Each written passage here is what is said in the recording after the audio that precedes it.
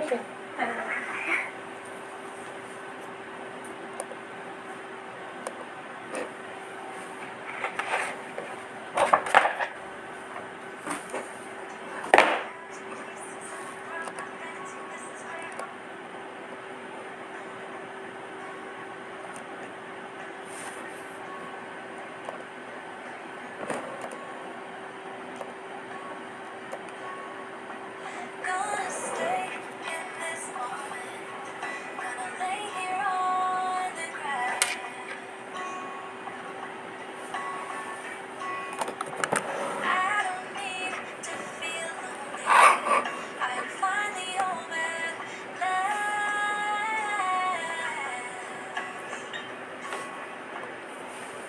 Hai, Assalamualaikum. Selamat petang. Kita bertemu lagi dalam rancangan Sembang Petang with Dr. Din.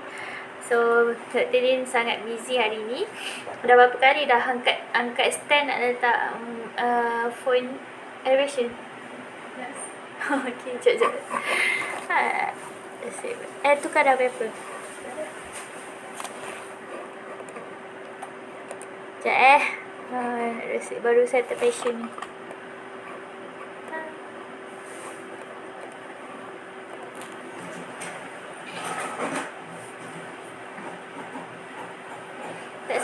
Doktor tak sempat nak live tengah hari tadi sebab agak busy.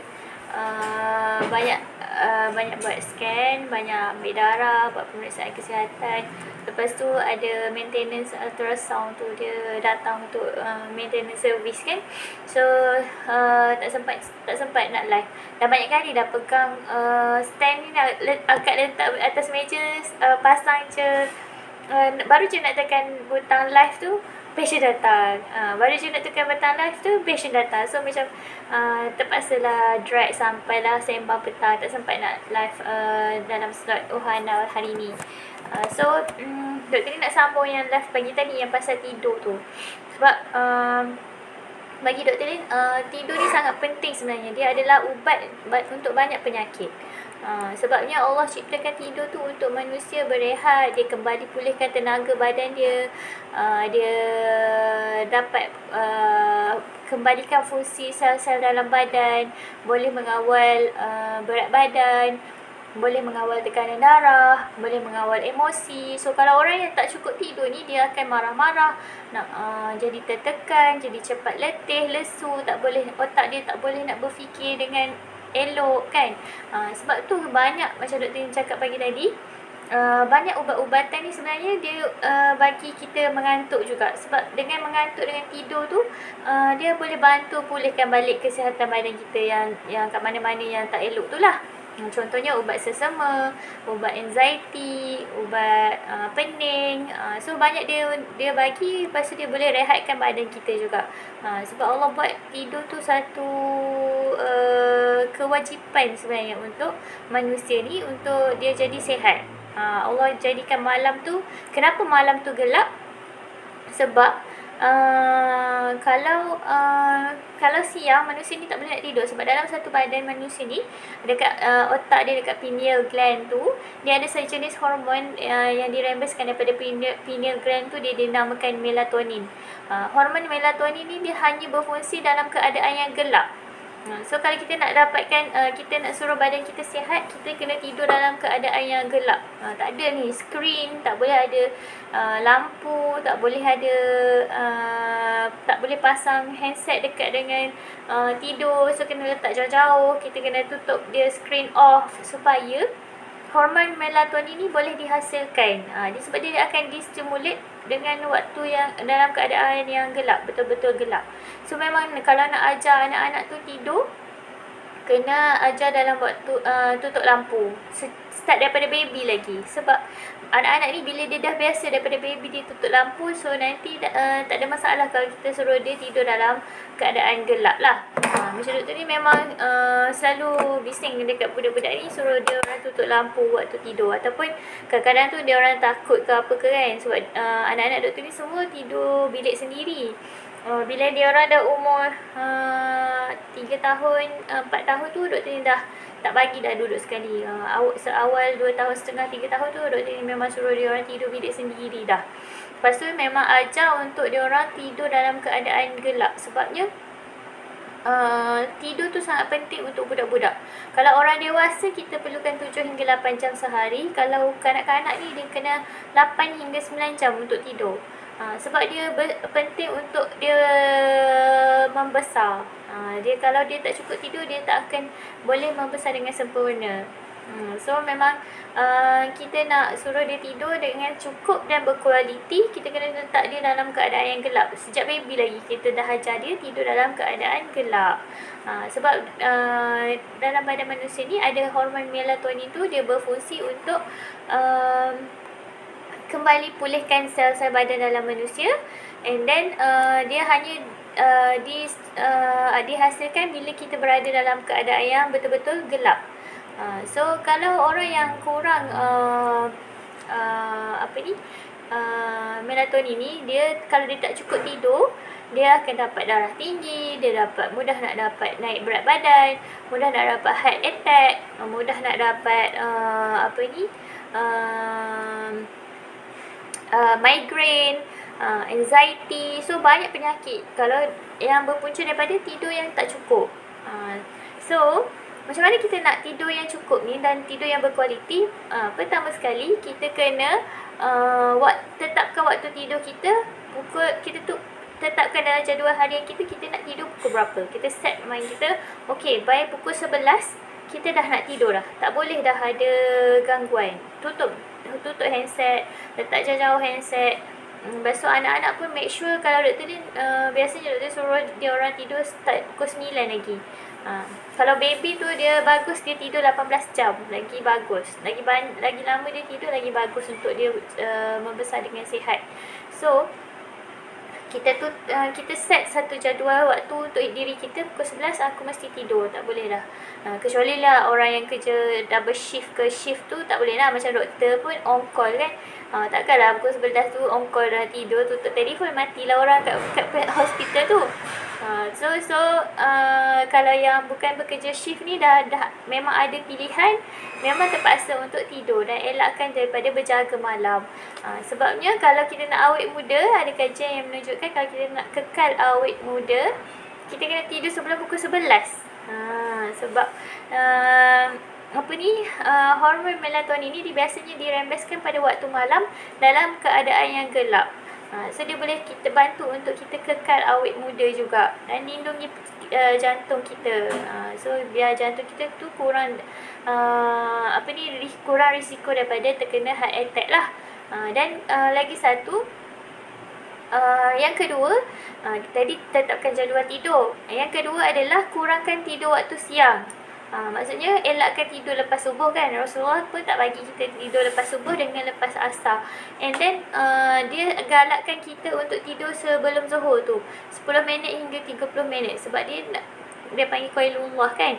Sebabnya kat situ kalau ada kajian yang menunjukkan kalau kita tidur 10 hingga 30 minit, paling lama 40 minit, tak boleh lebih daripada tu, dia boleh mengurangkan risiko untuk kena heart attack juga.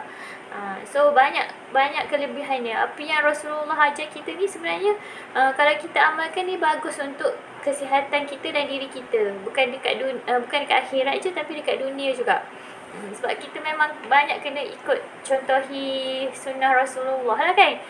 Tapi kalau yang bekerja tu dia tak boleh lah kan. Kalau nak rehat sekejap tu mungkin dia baring-baring kejap, lepas tu dah kena sambung kerja balik. Tapi kalau sekarang kan musim PKP, so kita ada masa yang sesuai untuk kita atur hidup kita tu ikut jadual diri kita sendiri. Ada banyak hikmah sebenarnya PKP ni. Doktor baca tadi masih bersambung sampai kes turun sampai 4,000 kan. So kesianlah banyak yang terjejas. Tapi kalau kita yang tak terjejas ni boleh atur hidup kita, cuba untuk amalkan gaya hidup sihat. Sekarang ni lah waktunya untuk kita jadi berdisiplin dan amalkan gaya hidup sihat. Kita bangun awal, sembahyang tahajud, and then sembahyang subuh, sunat sebelum subuh. Dan kita mulakan hari kita dengan awal lah dengan exercise. Lepas tu tetapkan jadual waktu makan. Ada breakfast, ada snack, ada lunch, ada snack pula, lepas tu ada dinner. Sebab kalau kita makan secara berjadual, hidup kita berdisiplin ikut 5 waktu solat tu kan. Allah dah ajar kita untuk berdisiplin solat 5 waktu. So kalau kita betul-betul ikut cara hidup Islam tu, insya-Allah kita akan selamat dunia dan akhirat. So tu kat pesan untuk diri sendiri jugalah, bukan dekat dekat tuan-tuan dan puan-puan saja. Kita cuba untuk amalkan gaya hidup sihat. Okey, lepas tu kurangkan tidur paling lama 10 minit hingga 30 minit sahaja kalau waktu siang. Kalau kita terlebih daripada tidur waktu siang, kita akan jadi berjaga waktu malam. So jadual hidup kita dah teratur. Lepas tu kita kena exercise. Kalau kita exercise, terima kasih yang live dengan Dr. Dimple. Hai. So kalau kita exercise, tapi make sure exercise tu awal lah petang. Sebabnya bila kita dah exercise, kita dah regulate kita punya blood circulation, badan kita dapat perjalanan darah dalam badan kita tu makin lancar. So malam tu kita akan tidur lebih nyenyak. Lepas tu kalau boleh makan sebelum pukul 8. Sebabnya 4 jam sebelum tidur kita kena makan dah. Sebab kalau kita terlampau kenyang ataupun kita terlampau lapar pun, kita tak boleh tidur dengan nyenyak. So kalau Mak Saleh kan, kalau orang putih ni biasanya dia amalkan untuk minum susu sebelum tidur. Sebabnya susu tu dia boleh bantu untuk kita tidur dengan lebih nyenyak. Perut kita pun tak terlampau kosong, tak terlampau kenyang. So make sure kalau nak dinner tu, kalau boleh sebelum pukul 8 lah. Sebabnya biasanya kita dah tidur pukul 11. 8, 9, 10, 8, 9, 9, 10, 10, 11. Tu pun 3 jam sebelum tidur kita makan. Kalau lagi awal lagi bagus. Biasanya makan pukul 7 ke. Lepas tu pukul 11 kita tidur. And then kita tutup lampu. Make sure tempat tidur kita tu selesa, tak ada apa-apa gangguan. Suhu dalam bilik tu pun tak sejuk, tak panas. Kalau panas sangat pun kita tak boleh tidur. Kalau sejuk sangat pun kita tak boleh tidur. Asyik bangun terkencing malam kan. So tak sesuai suhu tu. Kita nak tidur yang berkualiti, walaupun dia sekejap tapi dia berkualiti. Deep sleep. So lepas tu boleh cuba amalkan minum susu sebelum tidur. Ataupun kalau orang yang jenis sembelit tu, biasanya doktor ni suruh dia campur dengan susu tu, campur dengan sedikit madu. Sebab madu tu dia boleh jadi natural like tulus lah. Ubat untuk lawas berak juga. Bangun pagi esok tu najis dia lembut je. Ni especially kalau ibu-ibu yang dalam pantang lah. Bagus untuk amalkan madu dengan susu sebelum tidur. Tapi jangan lupa gosok gigi. Nanti kan gigi rosak pula. Okey. Lepas tu kalau boleh jangan minum kopi lah. Kopi ataupun minuman berkafein. Teh, coklat tu ada kafein juga, tapi ramai orang tak tahu. Milo apa semua tu. Susu paling sesuai, susu yang low fat lah. Susu rendah lemak. And then kalau yang biasanya kalau untuk kuatkan tulang tu, biasa dia orang suggest Enlin kan, kalau tak pregnant. Tapi kalau doktor ni suka minum low fat milk je. Any brand pun boleh. Susu rendah lemak. Okay, boleh Puan Hani? Terima kasih tanya soalan. And then jangan, kalau boleh elakkan kita terlampau terlampau penat lah. Kalau boleh elakkan exercise terlampau dekat dengan waktu nak tidur. Contohnya kalau macam setengah-setengah orang tu dia tak sempat nak exercise pagi, dia exercise malam kan. Macam doktor ni sendiri pun kadang-kadang tu exercise malam. So doktor ni biasanya exercise dalam pukul 8 lah. Sekarang ni balik PKP balik awal kan. Lepas sebelum dinner tu doktor ni balik tu exercise sekejap. So at least kita exercise, tapi jangan dekat sangat dengan waktu tidur. Nanti kita tak boleh nak tidur bila kita dah berpeluh-peluh, macam kita dah over stimulate badan kita. So kalau kita terlampau penat pun, kalau kita dah langgar waktu tidur kita pun, kadang-kadang kita tak boleh nak tidur juga. So make sure kita punya tempat tidur tu kondusif. Ada setengah-setengah orang dia pasang music untuk relax, ataupun kita orang Islam kan pasang je lah Al-Quran kan ataupun zikir-zikir. So sebelum tidur tu dia pasang zikir-zikir. Lepas tu kita macam rasa macam lali nak tidur. Untuk baby, untuk anak-anak pun bagus kita pasang. Kalau Mak Saleh dia pasang lullaby tu kan, lagu yang lagu nak tidur tu. Masa ada anak doktor ni yang first dulu kot, dia macam susah sikit nak tidur, lepas tu husband doktor pun pasangkan lagu tu, boleh je dia tidur malam. Macam ada kegunaan jugalah lagu lullaby tu. And then apa lagi, tips dia, cuba amalkan susu suam lah sebelum tidur. Lagi satu, jangan letakkan skrin tu dekat dengan kita punya tempat tidur. Kita off handset, letak jauh-jauh. Sebabnya dia ada radioaktif juga kan dalam handset kita, dalam komputer, dalam laptop. So kalau boleh kita letakkan jauh daripada tempat tidur kita, sebab kita tak nak dia gangguan. Gelombang tu boleh ganggu kita waktu kita tidur. Okay, make sure satu lagi, posture untuk tidur tu, tilam tu jangan terlampau tinggi sangat, nanti sakit leher. Dia macam just nice untuk kita letak leher dengan badan kita tu. Lepas tu tempat tidur kita tak boleh terlampau keras dan tak boleh terlampau lembut, dia kena firm je. Lepas tu kan Rasulullah ajar kita mengiring kan, tidur mengiring. Sebab dia bagus tau tidur mengiring ke kanan tu, sebabnya dia akan bantu untuk jantung kita, darah tu kembali ke jantung.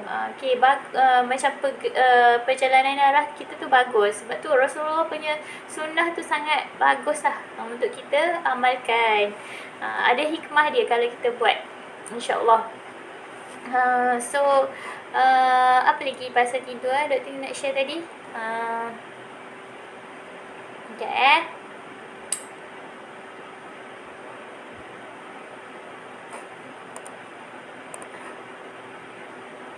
Okay, so kalau kita makan terlampau, makan makanan yang pedas ataupun makan yang masam-masam, nanti asid tu dia akan naik waktu kita tidur. Tu yang jadi macam GERD tu lah. So elakkan makan yang terlampau pedas dan masam-masam lah dekat dengan time nak tidur. Lepas tu kalau orang yang ada masalah tidur, dia ada ubat dia, ada suplemen dia. Kalau macam dah buat semua benda yang doktor ni ajar ni tak jadi, kena jumpa doktor lah, solution dia yang terakhir.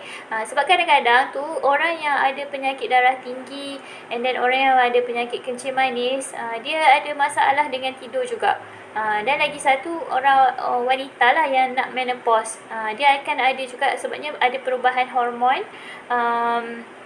Bila kita dah nak dekat menopause tu, dia akan jadi macam panas, rasa macam tak selesa, tak boleh tidur. Insomnia tu adalah tanda-tanda awal untuk orang wanita dia akan menopause lah. So boleh jumpa doktor. Kadang-kadang tu doktor boleh bagi ubat.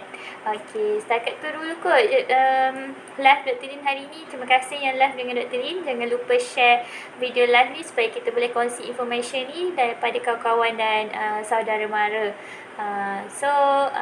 Amalkan gaya hidup yang sihat lah selalu, insyaAllah. Sebabnya PKP kita masih panjang, tak tahu bila nak settle. Kita doakan COVID ni cepat berakhir. Allah cepat angkat penyakit COVID ni daripada muka bumi ni. Semua orang boleh dapat vaksin cepat-cepat, boleh kembali kepada normal hidup kita yang sedia kala sebelum ni. Okay, so jumpa lagi esok, insyaAllah. Esok mungkin doktor ni busy juga sebab esok ada slot vaksin, Selasa, Rabu, Khamis tu straight. Tapi doktor ni akan cuba juga live lah, insyaAllah. Sebabnya kita nak bagi information. Sebab Alhamdulillah doktor ni dapat feedback ramai yang dapat maklumat daripada video live yang doktor ni share setiap hari. So doktor ni pun happy lah sebab boleh kongsi information. Sebab memang kita nak advocate ataupun nak didik masyarakat untuk amalkan gaya hidup sihat. Kita tak dibenarkan sakit buat masa sekarang. So Alhamdulillah makin ramai yang ada kesedaran sejak ada COVID ni. Sebelum nak vaksin, ramai yang datang untuk ambil ujian saringan darah, buat medical check up. Kat sini kita boleh scan abdomen, scan thyroid, scan breast. So kalau umur yang 40 tahun ke atas ataupun Kalau rasa macam ada ketulan dekat payudara tu, boleh datang scan. And then boleh buat ECG lah, especially kalau orang-orang yang berumur 40 tahun ke atas. ECG tu apa? ECG tu kita check ritma jantung. Okay, untuk tengok ada tanda-tanda serangan jantung ke tak. Okay, setakat ni dulu live Dr. Lin. Bye. Assalamualaikum.